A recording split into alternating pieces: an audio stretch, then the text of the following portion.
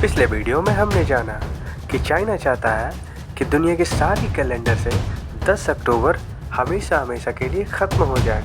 ये दिन उसके लिए बिल्कुल भी खास नहीं है और ताइवान के लिए बहुत खास है। तो आइए जानते हैं कि ऐसे क्या कारण है जिसके कारण से ऐसा डिफरेंस पैदा हुआ है। राधे राधे आप सभी को। तो लेके चलते हैं आपको सीधा मिड ऑफ 18th सेंचुरी में। उस टाइम क्या हुआ था आइए जानते हैं। तो जिस प्रकार हमारे लिए जैसे बोलते हैं आज़ादी की लड़ाई शुरू हुई 1857 में, और ये जो 1857 वाला लड़ाई था वो किसके खिलाफ था? अंग्रेज़ों के खिलाफ। उसी तरह से 1911 10 अक्टूबर 1911 मतलब डबल 10 डे जिसको बोलते हैं, 10 अक्टूबर 1911 में ज़ेनाई रिवॉल्यूशन हुआ था। ज़ेनाई एक चाइनीज़ टर्म है जिसका मतलब होता है कल्चरल, मतलब कल्चरल रिवॉल्यूशन हुआ था। ये क्यों हुआ शुरू से शुरू करते हैं। तो ये बात है मिड ऑफ 18th सेंचुरी की।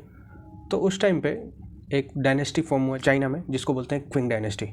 ये डायनेस्टी धीरे धीरे पॉलिटिकली अपने आप को एक्सपैंड करने लगा और जितना भी इसके आसपास में टेरिटरी था उसको अपने अंदर इंक्लूड करने लगा। तिब्बत उसमें से एक था। तिब्बत उससे पहले इंडिपेंडेंट था लेकिन उसके बाद में वो अपने अंदर इंक्लूड कर लिया। उसी तरह मंगोलिया को भी किया। हालांकि ऐसा बाद में हुआ कि मंगोलिया को अपने अंदर इंक्लूड किया लेकिन बाद में बहुत सारा जो उसका पार्ट होता है वो छोड़ दिया उसको वापस। लेकिन जो नॉर्दर्न पार्ट ऑफ मंगोलिया है जो आप देख पा रहे हैं मैप पे, ये अभी भी चाइना के कब्जे में है। इसके बारे में थोड़ा सा पहले पता कर लेते हैं। इसका थोड़ा हिस्ट्री बहुत इंटरेस्टिंग है। क्विंग डायनेस्टी जो 18th सेंचुरी के मिड में डेवलप हुआ था, वहाँ पे इस्टेब्लिश हुआ था, वो अपने आप को धीरे धीरे एक्सपैंड करने लगा, अपना पावर दिखाने लगा, अपना दबदबा दिखाने लगा और बहुत ये बड़ा बनकर, बहुत बड़ा उभर कर सामने आया।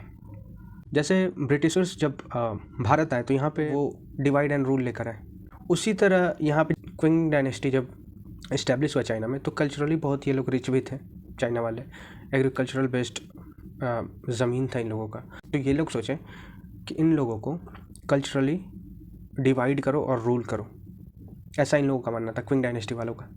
फिर बाद में बहुत ऐसा परेशानी दिक्कत ऐसा होते रहा, लेकिन जैसे नहीं होता है कि बाद में एक हीरो उभर कर आता है सामने में, उसी तरह एक डॉक्टर sun yat-sen आए और फिर ये एक अपना ही मतलब कबीला लेकर आए थे लड़ने के लिए कि हम क्विंग डायनेस्टी को उखाड़ फेंकेंगे और उसके खिलाफ लड़ेंगे।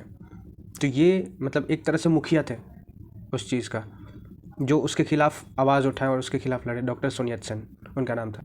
और फिर क्या था, इन्होंने बहुत एक नेशन वाइड प्रोटेस्ट जो होता है सबको इकट्ठा किया, यूनाइट किया और फिर जाके लड़ाई शुरू किया इन लोगों ने।